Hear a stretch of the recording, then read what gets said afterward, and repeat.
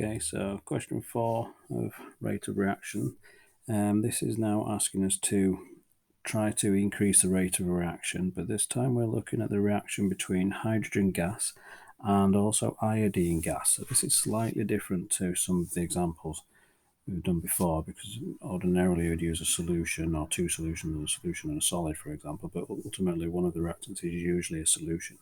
This is a reaction of two gases, and so he's tried to do two things, the student, and what he's tried to do is increase the volume of the reaction vessel and also to increase the temperature of the reaction as well.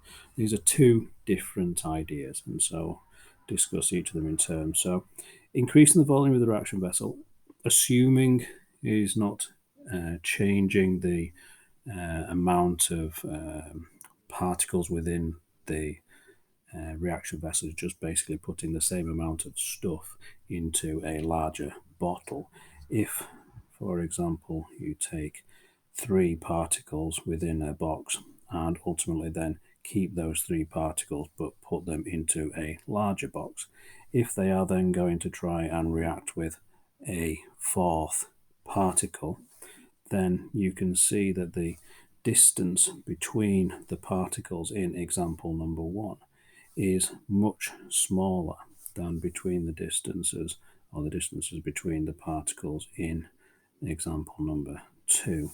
And so by increasing the volume of the reaction vessel and making the same number of particles occupy a larger space, that is going to actually slow down the number of potential collisions.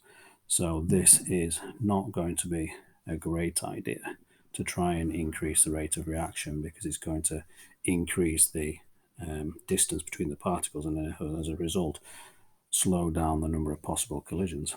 However, if we were to have just increased the temperature and allowed those particles to move faster over the distance that they were trying to do, this would have increased the rate of reaction, because obviously increasing temperature gives the particles more energy.